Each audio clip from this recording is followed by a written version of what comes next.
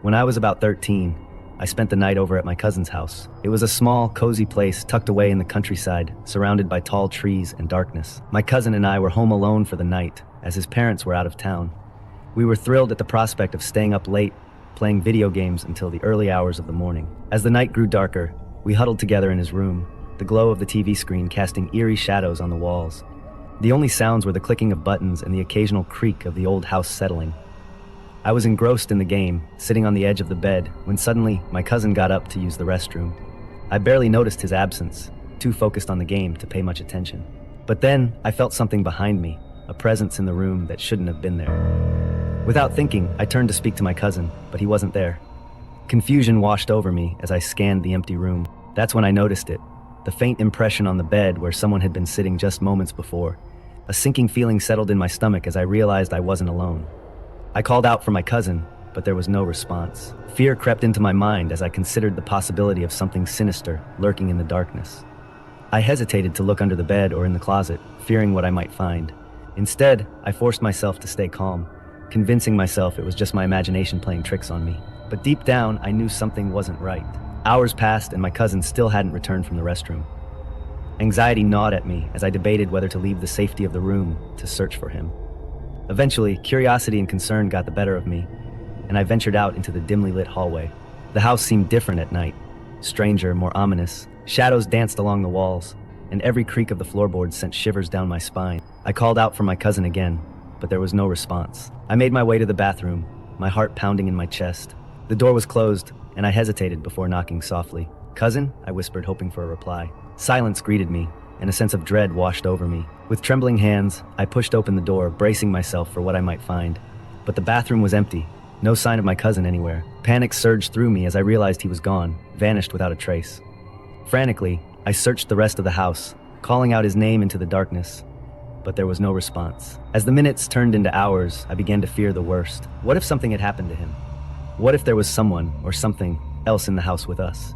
With each passing moment, my fear grew, until it felt like it would consume me entirely. I was on the verge of tears when I heard it, a whisper echoing through the darkness. "Help me." The voice was faint, barely audible above the sound of my pounding heart, but it sent chills down my spine, filling me with a sense of dread, unlike anything I had ever felt before.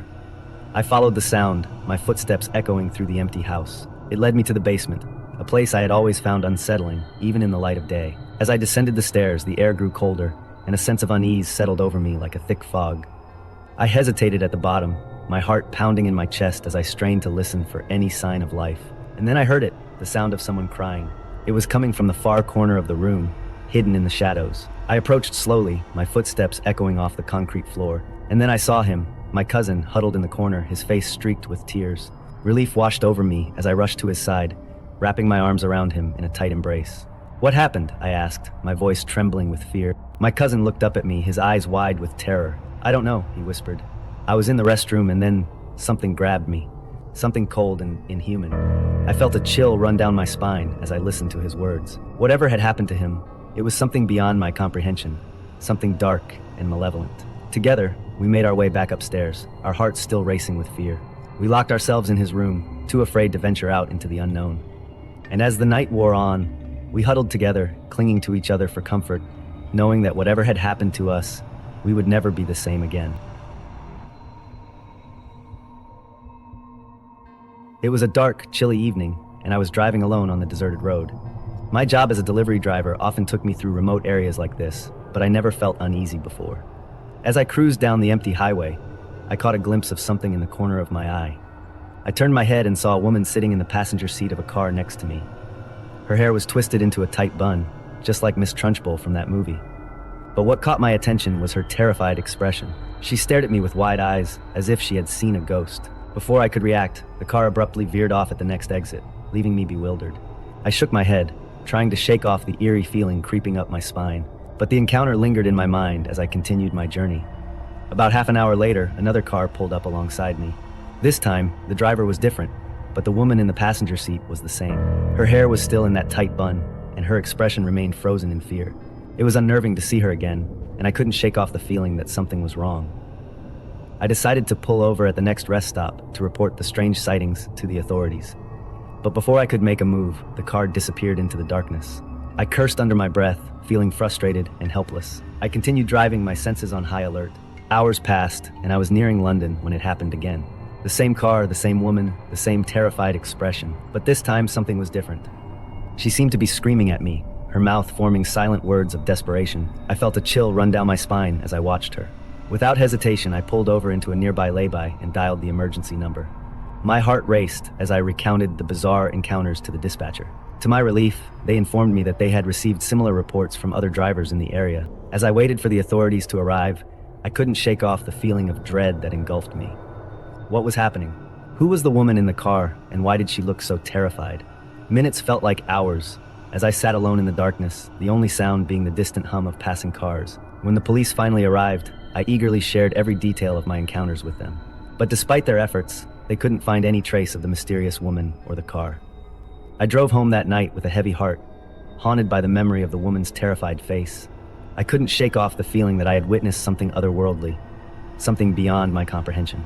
In the days that followed, I scoured the news for any mention of the strange sightings, but there was nothing. It was as if the encounters had never happened, as if I had imagined it all. But deep down, I knew the truth. There was something sinister lurking on that desolate highway, something that defied logic and reason. And though I tried to convince myself otherwise, I couldn't shake off the feeling that I had come face to face with the supernatural that night. From that day on, I avoided driving alone on deserted highways, always keeping an eye out for any sign of the mysterious woman with the haunted expression. But no matter how far I drove, her image remained etched in my mind, a chilling reminder of the night I encountered something beyond my understanding. As I look back on that fateful night, I couldn't help but wonder, was it all just a coincidence? Or had I stumbled upon a glimpse of the unknown? A glimpse of the things that lurk in the shadows, unseen and unexplained?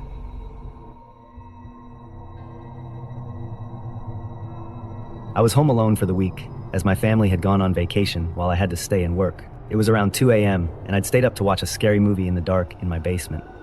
I was intent on really scaring myself and seeing how far into terror I could go, while still knowing I was safe in my own home. It was then that I heard pounding footsteps on the first floor. This was a common annoying occurrence when my family was home. I heard their footsteps every time they passed through the front hallway, past the basement door. This time, fear immediately shot through me at the sound. My reflex was to turn the television off immediately. The basement door was up a flight of steps and around a corner, so whoever it was would not have seen any light.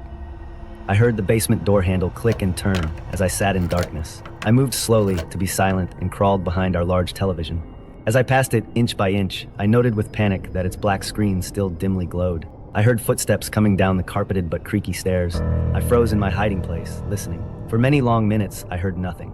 Had the intruder seen the television's afterglow, or had it faded in time? Was he standing in the pitch dark listening for me? I seemed to lie there in total silence for an interminably long time. My panic began to fade, and I began to think more clearly. Had I heard an intruder? Could someone possibly be standing there in silence for so long without making any noise? The basement was so exceedingly quiet that the silence itself began to hurt my ears. Could the unknown person avoid any noise from shuffling or breathing or anything else?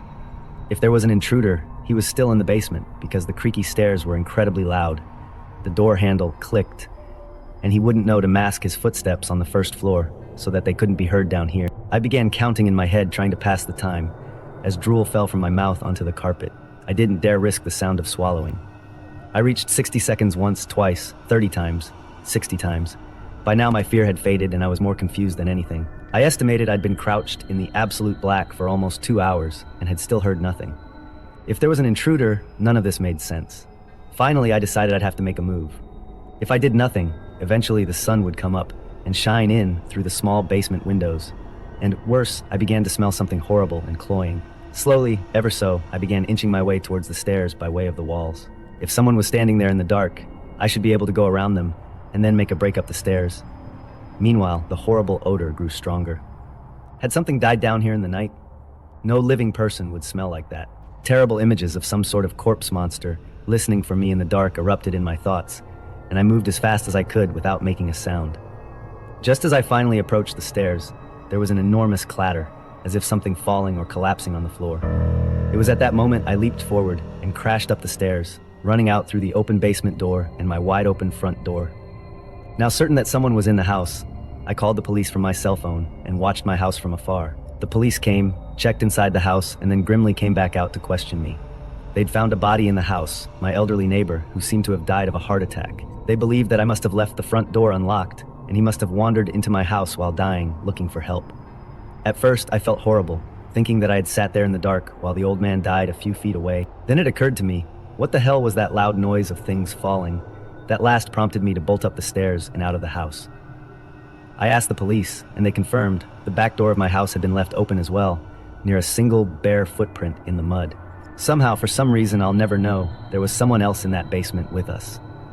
Silent, waiting, and listening in the dark over the fresh corpse of an old man.